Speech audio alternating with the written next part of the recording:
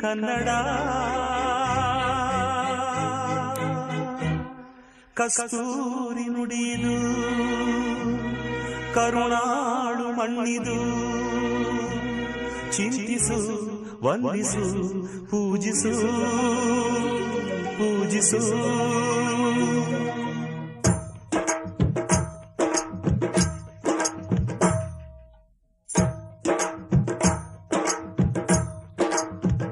ಈ ಕನ್ನಡ ಮಣ್ಣನ್ನು ಮರಿಬೇಡ ಓ ಅಭಿಮಾನಿ, ಓ ಅಭಿಮಾನಿ.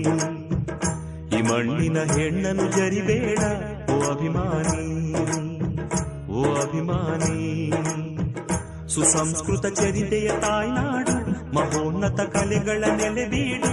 ಕೆಡಿಸದಿರು ಈ ಹೆಸರ.